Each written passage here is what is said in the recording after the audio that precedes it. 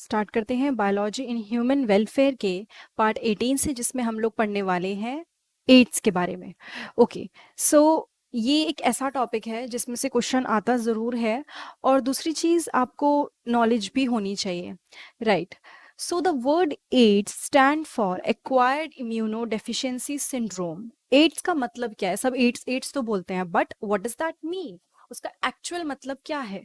Acquired immuno deficiency syndrome. Now, इसको ऐसा क्यों बोला जाता है, सिंड्रोम वर्ड क्यों यूज होता है, वो हम देखते हैं।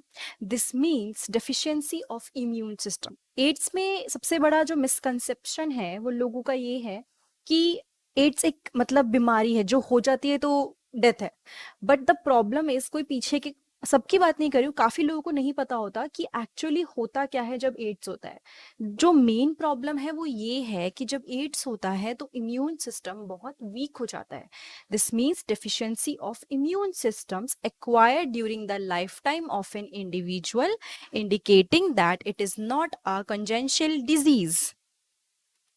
सो नाउ, होता क्या है कि इंडिविजुअल जो भी है उसकी लाइफ टाइम में आके वो इसको उसको वो बीमारी होती है। It's not a congenital disease, मतलब ये नहीं है कि जब वो पैदा हुआ था तो उसका बचपन से इम्यून सिस्टम वीक था, अनटिल अनलेस मदर से बेबी को ट्रांसफर ना हो जाए। बट मोस्टली इसका मतलब क्या है? It is acquired during the life time of an individual. किसी इंडिविजुअल के लाइफ टाइम में ये एक्वायर होता है। No, syndrome means a group of symptoms. Syndrome का मतलब क्या होता है? सिम्टम्स, ग्रुप ऑफ सिम्टम जिसमें सिम्टम्स दिखते हैं। जैसे बुखार, जैसे किसी को बोलते हैं कि उसको कोई पर्टिकुलर बीमारी हो गई, तो उसके सिम्टम्स क्या है, क्या क्या है? जैसे बोलते हैं ना, कोरोना के सिम्टम्स क्या है, तो बोलेंगे गला खराब हो गया, फीवर हो गया। So these are the symptoms जिससे पता चलता है कि हाँ, ये बीमारी हो सकती है। AIDS was first reported in 1981, and in the last 25 years or so it has spread all over the world, killing more than 25 million persons। यानी कि एड्स कब रिपोर्ट हुआ था? 1981 में, और लास्ट 25 इयर्स में क्या हुआ है? पूरे वर्ल्ड में ये फैल चुका है, जिसकी वजह से 25 million persons they have died. AIDS is caused by the human immunodeficiency virus. Okay, now जब हम बात करते हैं एच आई वी एड्स, कभी भी देखना कोई बोलेगा तो पूरा वर्ड बोलता है एच आई वी एड्स, ठीक है? ऐसा सुना जाता है कि एच आई वी एड्स बोला है, लेकिन उसने क्या बोला कि ये जिसकी वजह से होता है, एड्स किसकी वजह से होता है? ह्यूमन इम्यूनो डेफिशिएंसी वायरस की वजह से। A member of a group of viruses called retrovirus. Retrovirus group का मेंबर है ये, ठीक है? ये वायरस समझ लो, वायरस के भी अपने आप में बहुत सारे टाइप के वायरस होते हैं, तो जो रेट्रोवायरस की फैमिली से बिलोंग करता है, जैसे कॉमन कोल्ड राइनो वायरस की वजह से होता है, but it belongs to retrovirus which have an envelope enclosing the RNA genome. Virus के अंदर आरएनए होता है, तो बाहर एक एनवेलप होता है जो आरएनए जीनोम को कवर कर लेता है। Transmission of HIV infection generally occur by sexual contact with infected person. अब इसके रीजन क्या क्या है जिसकी वजह से एड्स हो सकता है? इन्फेक्टेड पर्सन के साथ सेक्सुअल कांटेक्ट, ठीक है? अगर किसी को ऑलरेडी एड्स हो रखा है, कोई इसके साथ सेक्सुअल मतलब बनाता है कांटेक्ट, तो उसको वो बीमारी स्प्रेड हो सकती है। By transfusion of contaminated blood and blood products. For example, आप एक हॉस्पिटल में गए, आपने वहां देखा कि क्या किया, एक डॉक्टर ने, नहीं तो जो नर्स हैं वट एवर, उन्होंने किसी को नीडल ली, ठीक है, ब्लड निकाल लिया, या उन्होंने कुछ यूज करी हुई नीडल ली, या पियर्स करा, मतलब समझ रहे हो, ब्लड निकालने के लिए छोटा सा पियर्स करते। फिर वो जैसे ही आपके पास आते हैं तो आपको क्या करना है? आपको मना करना है कि नया चेंज करो, ये नहीं यूज करेंगे। बिकॉज जब यही चीज वापस यूज होती है तो समझ लो the person who are after you, sorry, जो आपके पहले था उसको ये प्रॉब्लम थी, तो वो स्प्रेड हो सकती है। इसीलिए वैसे तो बहुत सारी जगह पे ये नहीं होता, बट अगर ये रीजन है तो मतलब कहीं ना कहीं तो होता होगा। Otherwise there are people who use certain kind of जो चीजें लेते हैं बॉडी में जिससे बॉडी खराब हो सकती है, तो उस केस में दे शेयर द नीडल्स, एक ने शेयर करी, दूसरे ने शेयर करी। So we have to be careful, ये हमारे हाथ में है। By sharing infected needle, as in the case of intravenous drug abusers, ये तो ये वाला पॉइंट मैंने समझाया पूरा, जो इसके ऊपर वाला पॉइंट था उसमें क्या हुआ? ट्रांसफ्यूजन ऑफ ब्लड, किसी का ब्लड दूसरे को चढ़ा दिया, एक इन्फेक्टेड पर्सन का ब्लड दूसरे को चढ़ा दिया। So that was second point. Now, from infected mother to her child through placenta, अब ये केस ऐसा है कि इट्स अवॉइडेबल है बट हर बार नहीं होता। इन्फेक्टेड मदर यानी मदर को एड्स है, बच्चे को भी क्या हो गया, एड्स हो गया, क्योंकि प्लेसेंटा के थ्रू ट्रांस प्लेसेंटा ऐसा होता है कि दोनों को कनेक्ट करके रखता है, मदर और चाइल्ड। तो ये बीमारी हो सकती है। अच्छा, एक और चीज है, कई केसेस हैं जब मदर को था बच्चे को नहीं हुआ, but still it's prevalent, like काफी जगह देखा गया है कि इन्फेक्टेड मदर टू चाइल्ड ये हुआ है। So people who are at high risk of getting this infection includes individual who have multiple sexual partners, drug addicts who take drugs intravenously. Okay, इसको समझते हैं। जो लोग काफी ज्यादा रिस्क पे हैं कि उनको ये इन्फेक्शन हो सकता है, तो कुछ तो अलग कर रहे होंगे वो। तो इसमें क्या है, individual who have multiple sexual partners, यानी जो जिनके सेक्सुअल पार्टनर हैं, जिनके साथ वो रिलेशन बना रहे हैं, सेक्सुअल रिलेशन वो एक से ज्यादा लोगों के साथ बना रहे हैं, देन देर आर चांसेस कि सबको बीमारी हो जाए, किसी भी एक को ही तो बाकियों को हो सकती है। Now drug addicts who take drugs intravenously, ऐसे ड्रग एडिक्ट्स जो वेन्स के थ्रू ड्रग्स को लेते हैं, like what they do, injection लेते हैं, उसको ले लेते हैं, that is a very bad practice, but उसकी वजह से होता है क्योंकि वो लोग नीडल शेयर कर लेते हैं। Individual who require repeated blood transfusion and children born to an HIV infected mother. See, these are the higher risk group. यानी इन लोगों को चांसेस ज्यादा हैं होने के। हाँ, एक और टैबू जो है वो ये कि छूने से, बात करने से फैलता है, दैट डज नॉट हैपन। तो सबसे इंपॉर्टेंट चीज़ है ये समझना कि इट्स नॉट लाइक कोरोना की साथ में बात करने से, या फिर आप क्या कहते हैं, मतलब टच करोगे, चीजें छुओगे तो कुछ होगा, it does not work like that, बिल्कुल अलग है। नाउ जिनको बार बार ब्लड ट्रांसफ्यूजन की जरूरत पड़ती है, और वो बच्चे जो एक infected HIV infected mother produce करती है, या फिर ऐसी मदर जिसको HIV हो रखा है, उनका बच्चे को हो सकता है। नाउ एक क्वेश्चन है, when do people need repeated, कुछ बीमारियां होती हैं जिसमें बार बार ब्लड ट्रांसफ्यूजन की जरूरत होती है, अभी रहने देते हैं। It is important to note that HIV AIDS is not spread by mere touch और फिजिकल कॉन्टैक्ट। ये ब्लाइन क्यों लिखी गई है, बिकॉज कई बार क्या होता है, हम तो बायोलॉजी वाले बच्चे हैं, ठीक है, लेकिन जो लोग बायोलॉजी नहीं पढ़ते इतना डिटेल में समटाइम्स, और कई बार जो लोग नहीं पढ़ पाते वो ऊपर ऊपर से चीजें समझ लेते हैं कि ये बीमारी है, फैल सकती है, लेकिन दे डू नॉट अंडरस्टैंड कि कुछ बीमारियां ऐसी हैं जो कम्युनिकेबल है, कुछ ऐसी हैं जो छूने से तो नहीं फैलती, इनफैक्ट खाना झूठा खाने से, शेयर करने से, इन सबसे नहीं फैलती। सो इसलिए मेंशन किया गया है, सिर्फ मेयर टच और फिजिकल कॉन्टैक्ट से these diseases not spread, it spread only through the body fluids. Body fluid अगर एक्सचेंज हो जाए तो ये बीमारी फैल सकती है। समझ लो कि किसी का कट लगा हुआ है और उस कट पे किसी का ब्लड गिर जाए जिसको इन्फेक्शन हो रखा है, ऑलरेडी HIV एड्स है, तो उसको वो बीमारी हो सकती है। It is hence imperative for the physical and psychological wellbeing. इसने क्या बोला कि HIV इन्फेक्टेड पर्सन्स को आइसोलेट नहीं किया जाए, क्योंकि कई बार क्या होता है, किसी को पता चल गया कि इसको HIV एड्स है, तो they start isolating that person, उसको जॉब से निकाल देंगे, उससे बात करना बंद कर देंगे। So that happens. In fact corona के केस में भी हो रहा है कि आप, ठीक है, उसमें ज़रूरी है मेंटेन रखना distance, but the problem is कि आप उसको इतना बड़ा मत बनाओ कि जिसको पेशेंट को वो बीमारी हुई है वो सोचे पता नहीं उसे क्या हो गया है, मतलब फिजिकल एक जो प्रॉब्लम थी उससे वो मेंटल पे पहुंच जाए। सो इसलिए ये चीज़ें लिखी गई हैं, आप लोग यूथ हो तो आपको समझाई जाएंगी। There is always a time lag between the infection and appearance of 8 symptoms. Gap होता है, किसी को अगर इन्फेक्शन हुआ है और उसको जो सिम्टम्स आएंगे एकदम नहीं आते, टाइम लगता है। This period may vary from a few months to many year. हो सकता है 5 साल में आ जाए सिम्टम्स, हो सकता है कि 10 साल तक सिम्टम्स ही ना आए, वो पर्सन HIV उसको एड्स हो रखा है लेकिन वो सिम्टम्स ही नहीं दिखे। So that can happen. Now okay, थोड़ा सा अब साइंस वाला पार्ट है, वो बेसिक नॉलेज वाला पार्ट था। After getting into the body of the person, the virus enters into macrophages where RNA genome of the virus replicates to form viral DNA with the help of the enzyme reverse transcriptase. Break कर करके पढ़ेंगे, बहुत आराम से समझ में आएगा। जैसे ही वो वायरस किसी पर्सन की बॉडी में चला जाता है, ठीक है, तो वायरस एंटर्स इनटू मैक्रोफेजेस। वो वायरस कहाँ जाता है, मैक्रोफेजेस में। और कहाँ पे होता है ये मैक्रोफेजेस जहां पे RNA genome of the virus replicate to form viral DNA। यानी कि वायरस का जो मटेरियल है जिससे वायरस बना हुआ है, दैट इज आरएनए जीनोम वो रेप्लिकेट होगा क्या बनाने के लिए, वायरल डीएनए बनाने के लिए, with the help of the enzyme reverse transcriptase. किसकी हेल्प से, एंजाइम्स, एंजाइम है, नाम है रिवर्स ट्रांसक्रिप्टेस, उसकी वजह से वो आरएनए जीनोम रेप्लिकेट करके वायरल डीएनए बनाएगा। The viral DNA gets incorporated into host cell DNA and directs the infected cell to produce virus particle. अब क्या होगा, एक चीज बहुत इजी लैंग्वेज में पहले समझाती हूँ। बॉडी में गया किसी पर्सन की वो वायरस, जो आरएनए जीनोम है ना, क्योंकि वो वायरस आरएनए जीनोम से बना हुआ है, लाइक ये तो आप पढ़ चुके हो पहले भी कई बार, नहीं तो 12th बायोलॉजी की प्लेलिस्ट में जाओ, वहां सब मिलेगा। RNA genome of the virus वो रेप्लिकेट करता है ताकि वो वायरल डीएनए बनाए, ठीक है।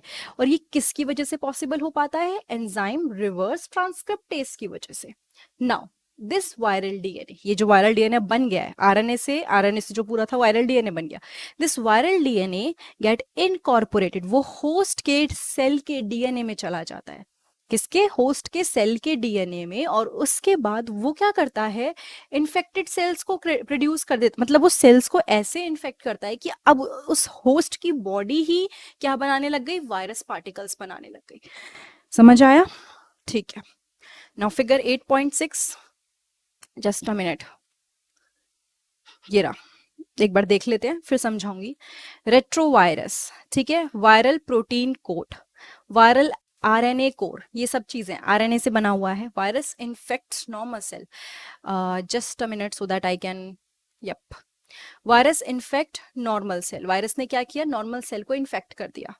Now viral RNA is introduced into cell, ये जो वायरल आरएनए है ये सेल के अंदर इंट्रोड्यूस हो गया, ठीक है। उसके बाद यहाँ पे आप देखो क्या लिखा है, viral DNA incorporates into host genome, तो समझ लो यहाँ पे अलग से उसका पूरा में क्या हुआ, ये जो वायरल डीएनए था जो बना था किससे, रिवर्स ट्रांसक्रिप्टेस की हेल्प से, वो यहाँ पे जाके होस्ट के जीनोम में, किसके जीनोम में, होस्ट के जीनोम में इनकॉर्पोरेट हो गया। New viral RNA is produced by the infected cell, नया वायरल आरएनए प्रोड्यूस हुआ किससे, इन्फेक्टेड सेल से, जिसको ये, जिसके अंदर ये घुस गया था पूरा का पूरा आपका वायरल डीएनए, अब उसने क्या कर दिया, उसने इन्फेक्टेड सेल्स ने नया वायरल डीएनए बनाना शुरू कर दिया, सो नए वायरसेस प्रोड्यूस होना स्टार्ट हो गए। बेसिकली क्या किया उसने, टेक ओवर कर लिया, जो सेल्स थे इन्फेक्टेड पहले उनको इन्फेक्ट किया एंड देन पूरा का पूरा अपने जिम्मे ले लिया कि अब मैं प्रोड्यूस करूंगा वायरस, ठीक है। The macrophages continue to produce virus and in this way acts like a HIV factory. क्या डिफरेंस हुआ, वैसे तो कोई इन्फेक्शन हुआ कुछ टाइम तक रहता है, बॉडी लड़ती है, यहाँ पे बॉडी के सेल ने बनाना शुरू कर दिया। सो मैक्रोफेजेस क्या करते हैं, they continue to produce virus, और इस तरह से वो HIV फैक्ट्री की तरह वर्क करता है।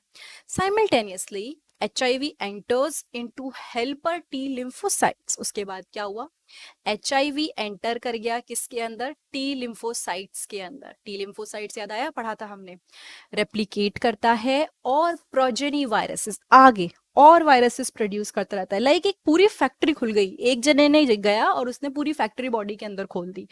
The progeny virus released in the blood attack the other helper T lymphocyte, क्योंकि वायरस फैल चुका है तो जो वायरस अब रिलीज हो रहा है वो हेल्पर टी लिम्फोसाइट्स पे अटैक करना शुरू कर देगा, क्योंकि टी लिम्फोसाइट्स किसके लिए होते हैं, इम्यूनिटी देने के लिए, प्रोटेक्शन के लिए, तो वो उन टी लिम्फोसाइट्स को अपना एनिमी समझ के मारना शुरू कर देता है। This is repeated leading to progressive decrease in the number of helper T lymphocytes in the body of the infected person. समझते हैं, दिस इज रिपीटेड, ये बार बार होता है, जिसकी वजह से जो पर्सन जिसको HIV हुआ है उसकी बॉडी में हेल्पर टी लिम्फोसाइट्स का नंबर कम हो जाता है, क्या हो जाता है, कम हो जाता है।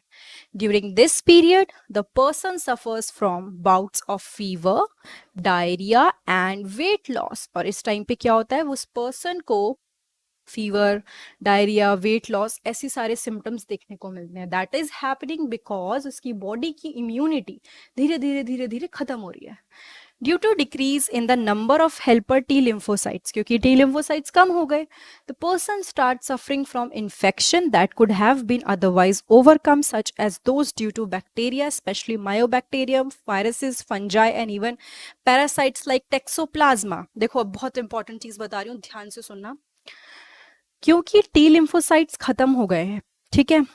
अब क्या होगा, वैसे तो हमारे को अगर हल्का वल्का जुकाम होता है तो हम क्या करते हैं, दवाई नहीं लेते, कई बार ले लेते हैं, चाय पी लेते हैं, काढ़ा पी लेते हैं, तो ठीक हो जाते हैं। इस केस में क्या हो गया, अगर एड्स पूरी बॉडी में फैल गया है तो इम्यून सिस्टम वीक हो गया। तो इम्यून सिस्टम वीक हो गया तो कोई हल्की सी भी बीमारी आएगी ना, तो वो हमारी बॉडी को बहुत मेजर नुकसान पहुंचाएगी। समझ रहे हो बात को, कि कोई ये अपने आप में बीमारी कोई नहीं प्रोड्यूस करता है, ये सिर्फ इम्यून सिस्टम को वीक करता है। बाहर से कोई डिजीज अगर हो गई, then it start causing problems. The patient becomes so immunodeficient that she is unable to protect himself herself against these infection. वो जो पेशेंट है वो इतना इम्यूनोडेफिशिएंट हो जाता है कि वो अपने आप को बेसिक छोटे छोटे इन्फेक्शन से भी प्रोटेक्ट नहीं कर सकता। A widely used diagnostic test for AIDS is enzyme linked immunosorbent assay. इसकी डेफिनेशन लिख लो, लर्न कर लो, बहुत बार पूछी जाती है, इसको एकदम मार्क कर देती हूँ मैं ताकि भूलो ना आप लोग। एड्स क्या होता है, enzyme link immunosorbent assay, ma'am को भी याद है, ऐसी बात नहीं है। Treatment of AIDS with anti retroviral drug is only partially effective. Okay, अब हर चीज का ट्रीटमेंट क्या होता है, उसके एंटी कुछ देना। एड्स के लिए, क्योंकि ये रेट्रोवायरस की वजह से होता है, तो इसका ट्रीटमेंट है कि एंटी रेट्रोवायरल ड्रग्स दिए जाएं। लेकिन these are only partially effective, बहुत ज्यादा इफेक्टिव नहीं है, पार्शियली इफेक्टिव है। They can only prolong the life of the patient but can not prevent death which is inevitable. तो ये पेशेंट की लाइफ को लंबा कर देते हैं, मतलब ठीक है वो पेशेंट सर्वाइव कर सकता है बट ये डेथ से प्रिवेंट नहीं कर सकते, because at the end immune system week होगा, कुछ टाइम के लिए लाइफ बढ़ जाएगी बट कोई क्योर नहीं है। अगर ये एक बार बॉडी में घुस गया so there is no cure, right. Now prevention of AIDS भी पढ़ लेते हैं, it's a very important topic. As AIDS has no cure, prevention is best option. आपने सुना होगा, कहीं पे लिखा होगा prevention is better than cure. तो मतलब बचा के रखो खुद को, बिकॉज क्योर तो है ही नहीं कोई इस बीमारी का, बाकी बीमारियों का फिर भी क्योर होता है, इसका नहीं है। Moreover HIV infection spread due to conscious behaviour pattern and is not something that happens inadvertently like pneumonia और टाइफाइड। जैसे किसी को निमोनिया या टाइफाइड कैसे होता है कि वो खुद ऐसा कुछ नहीं करता, कभी भी कोई भी प्रॉब्लम हो सकती है, ठीक है। ऐसा तो नहीं है कि उसने खुद कुछ किया, मतलब जिस जैसे ये चीजें एकदम से हो जाती हैं, ठीक है, गंदा गंदा गंदा पानी पिया लेकिन देख के थोड़ी पिया। सो यहाँ पे उसने बोला कि HIV इन्फेक्शन खुद के कॉन्शियस बिहेवियर की वजह से होता है, बिहेवियर पैटर्न की वजह से। क्यों होता है, जैसे मैंने आपको बताया कि हॉस्पिटल जाओ और अगर आपने देख लिया कि पहली वाली नीडल कहीं यूज हुई है, तो आप पहली बात तो वो सामने से खुद ही नहीं करेंगे, they already must be having this idea. But अगर नहीं होता तो इट्स योर रिस्पॉन्सिबिलिटी, अपने आप का ध्यान रखने के लिए आप मना करोगे कि नहीं, नई नीडल चाहिए, पुरानी नीडल नहीं चाहिए। So that is infection in blood transfusion patients, newborn from mother, etc. may take place due to अच्छा ठीक है, पहली चीज तो जो इन्फेक्शन ब्लड ट्रांसफ्यूजन पेशेंट्स में होता है, newborn from mother, may take place due to poor monitoring. Poor monitoring मतलब ध्यान नहीं दिया गया, इस वजह से हो सकता है। The only excuse may be ignorance and it has been rightly said, don't die of ignorance. यानी कि इसको, अगर किसी को ये बीमारी हो गई तो हम ये बोल सकते हैं कि ये इग्नोरेंस की वजह से, कहीं ना कहीं ध्यान नहीं दिया गया जिसकी वजह से ये प्रॉब्लम हुई है। So it is said that don't die of ignorance, मतलब कभी भी ऐसा कुछ नहीं करना कि इग्नोर करने की वजह से कुछ बड़ी प्रॉब्लम हो, right. In our country the national AIDS control organization, that is NACO, and other non-governmental organizations, that is NGOs, they are doing a lot to educate people about AIDS. अभी भी बहुत लोगों को नहीं पता, they don't have that idea. So ये organizations they are working very hard ताकि लोगों को आइडिया लगे। आपने टीवी पे देखा होगा, एड्स चलते, एडवर्टाइजमेंट चलते हैं, देश कई बार कई चीज़ों को लेके चलते हैं, लाइक पोलियो को लेके बहुत चलते थे पहले। सो ये सब चीज़ों का रीज़न क्या होता है, ताकि लोग अवेयर हों। WHO has started a number of programs to prevent the spreading of HIV infection. WHO ने क्या किया है, कई सारे प्रोग्राम स्टार्ट करे हैं ताकि HIV इन्फेक्शन ना फैले। Making blood from blood bank safe from HIV, blood जो ब्लड बैंक है, सॉरी ब्लड बैंक के अंदर जो ब्लड है सेफ होना चाहिए, HIV नहीं होना चाहिए उसके अंदर, ठीक है। ऑयल ओनली डिस्पोजेबल नीडल्स, एक बार यूज हो गई तो dispose it, do not use it again. And syringes as well, कि कोई भी प्राइवेट हॉस्पिटल में, क्लिनिक्स में एक बार जो चीज यूज हो गई, बार बार यूज नहीं करनी है वो। फ्री डिस्ट्रीब्यूशन ऑफ कॉन्डम्स, ताकि कोई भी सेक्सुअल इंटरेक्शन ना हो जिसकी वजह से एचआईवी फैले। ठीक है, ये एक बर्थ कंट्रोल के लिए यूज होता है। Controlling drug abuse, drug abuse ये गलत तरीके से यूज करना है। ड्रग्स, देखो ड्रग वर्ड गलत नहीं है, मेडिसिन को ड्रग्स बोलते हैं, अगर आप उनको देखोगे लोकल लैंग्वेज में तो नहीं, बट बोल देते हैं कि ये ड्रग, बिकॉज वो ड्रग होते हैं। बट एब्यूज का मतलब है उसको गलत तरीके से लेना, जितना डॉक्टर ने बोला है कोई रीजन की वजह से लेने को उससे ज्यादा लो तो दैट इज कॉल्ड एब्यूज।